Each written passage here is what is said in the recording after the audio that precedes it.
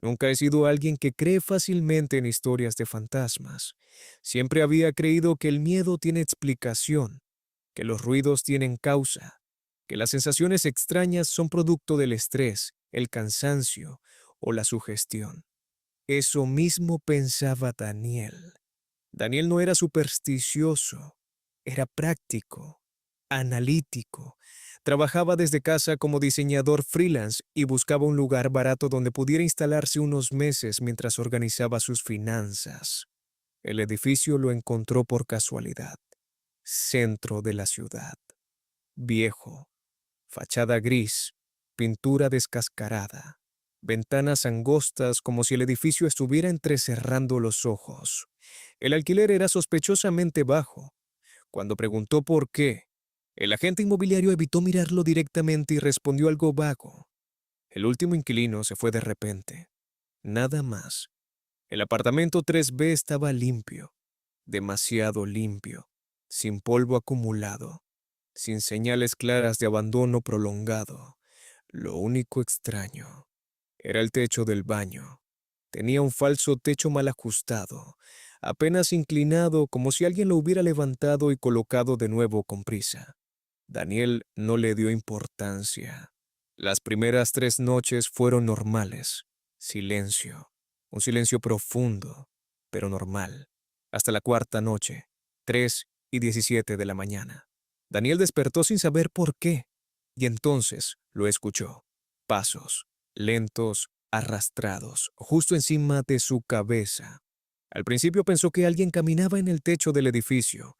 Tal vez mantenimiento. Tal vez algún vecino del edificio contiguo. Pero al día siguiente preguntó al portero. El hombre lo miró extraño. No hay nada arriba del 3B, solo azotea. Esa noche volvió a suceder. 3:17 de la mañana. 3 pasos. Pausa. 3 pasos más.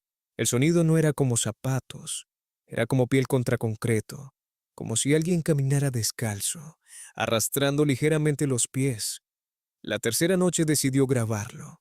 Colocó el celular grabando antes de dormir. Despertó a la hora exacta.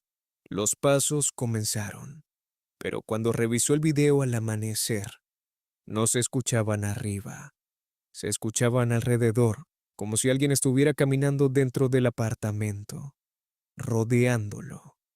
Esa fue la primera vez que sintió miedo real. Comenzó a distinguir cosas pequeñas. La puerta del baño cerrada cuando él la había dejado abierta. La silla del escritorio ligeramente movida.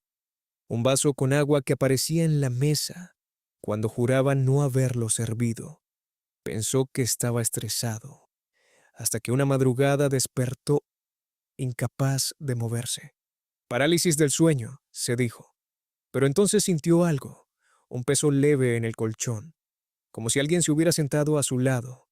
La respiración no era suya, era más lenta, más profunda, cerca de su oído. No podía girar la cabeza, no podía gritar, y justo cuando logró recuperar el movimiento, el peso desapareció. Encendió la luz. Nada. Pero el espejo del closet estaba empañado, y él no había abierto la ducha. En el vidrio había una línea vertical, como si alguien hubiera pasado un dedo o apoyado la frente. Esa noche no durmió. Decidió investigar. Buscó registros. El apartamento había tenido 3 inquilinos en 5 años. 2 se fueron sin aviso. Una mujer presentó una denuncia por actividad dentro del techo. Decía que algo vivía allí, que bajaba cuando ella dormía, que escuchaba uñas raspar madera, y que una noche despertó, viendo un rostro mirándola desde la oscuridad del baño. Daniel dejó de leer. Esa misma noche decidió revisar el falso techo. Subió con una escalera improvisada. Tocó la placa. Se movía con facilidad. La levantó. Oscuridad, un olor encerrado, y entonces apuntó la linterna del celular. Lo que vio lo dejó paralizado. No era un espacio vacío. Había marcas, rayones en la madera y huellas, huellas de manos, desde adentro, como si alguien hubiera intentado empujar hacia abajo, como si algo hubiera estado atrapado, tratando de salir. En ese momento escuchó un ruido detrás de él, un golpe seco. Cerró el techo con torpeza. Bajó de la escalera. El apartamento estaba en silencio. Había demasiado silencio. Miró el reloj. 3:17 de la mañana. Y los pasos comenzaron. Pero esta vez no estaban arriba. Venían del pasillo, dentro del apartamento. Daniel se fue de esa misma madrugada. Dejó casi todo. Nunca regresó por el depósito. Dice que mientras bajaba las escaleras del edificio, escuchó pasos siguiéndolo, sin prisa, sin correr, como si supieran que no necesitaban hacerlo.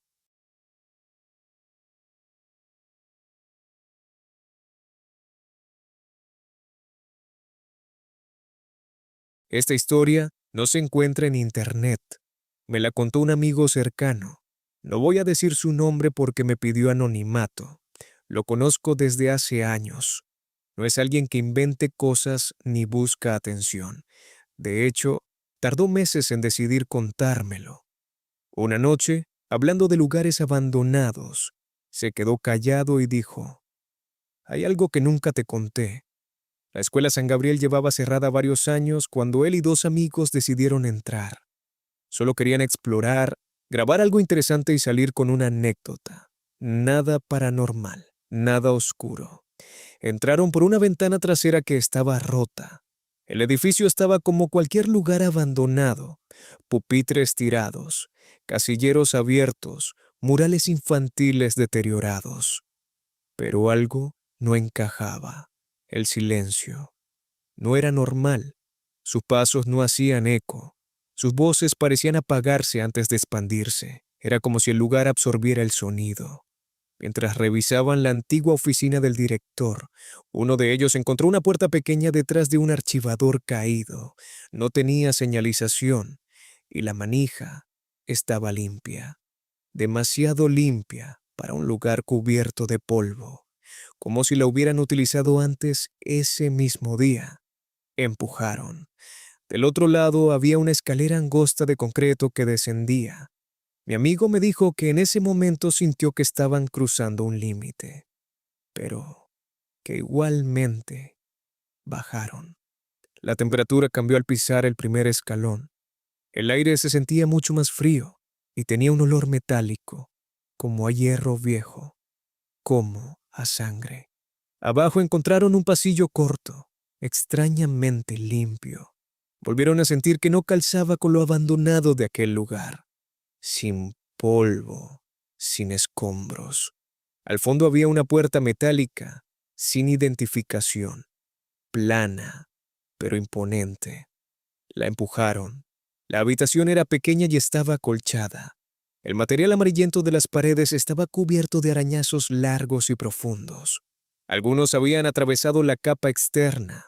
En el centro había una silla metálica fijada al suelo, con correas desgastadas. Lo que más los perturbó no fue la habitación, fue lo que sintieron al entrar. Una tristeza intensa, desesperación, como si el lugar estuviera impregnado de alguien que había estado allí demasiado tiempo. Uno grababa, otro bromeaba. Pero el ambiente cambió. Escucharon voces en el pasillo por donde habían llegado, y luego pasos lentos. Mi amigo salió a mirar. No había nadie. Cuando regresó, juró que la silla estaba levemente inclinada, apenas unos grados, pero distinta. Nadie la había tocado. Entonces, uno de sus amigos susurró: ¿escucharon eso? Dijo que alguien estaba respirando cerca. Lo podía sentir. Los tres giraron. Nada. Pero el aire se volvió más frío y vieron algo moverse, como si una sombra hubiera pasado volando sobre ellos. Mi amigo empezó a sentir que algo los observaba, no desde la puerta, desde las paredes, como si hubiera algo detrás del acolchado, como si la habitación cobrara vida. Entonces escucharon un golpe seco, desde el interior de una pared, no desde afuera, desde adentro. El silencio que siguió fue insoportable. La silla crujió. Un sonido leve, metálico, como si alguien hubiera cambiado el peso sobre ella. Salieron casi al mismo tiempo. Corrieron como nunca antes hasta quedar sin aliento. Al llegar a la escalera sintieron una presencia detrás, no una mano, no un empujón, solo la certeza de que el espacio estaba lleno. Subieron rápido, salieron por la ventana. No hablaron durante varios minutos. Pensaron que todo había sido sugestión, hasta que revisaron el video. No había figuras claras, pero sí una respiración que no coincidía con la de ninguno de los tres, más lenta, más profunda, y una voz triste que solamente sollozaba. Y en un momento específico, cuando la cámara enfoca la pared acolchada, el material se marcaba desde adentro. Una figura humana, manos, como si algo presionara suavemente hacia afuera. Días después intentaron volver. La puerta detrás de la oficina no estaba. No había marca en la pared. No había escalera. Consultaron planos oficiales. La escuela nunca tuvo sótano. Mi amigo terminó de contarme esto en voz baja. Y antes de irse me dijo algo que todavía me inquieta. Lo que estaba ahí no quería salir, pero tampoco quería estar solo. Desde entonces evita esa zona. Dice que cuando pasa cerca siente algo extraño. No miedo, reconocimiento, tristeza y respeto. Como si algo bajo el concreto recordara que una vez él bajó. Si te han gustado estas historias, suscríbete y activa la campanita. Aquí seguiremos contando lo que otros prefieren callar. Nos vemos en la próxima historia.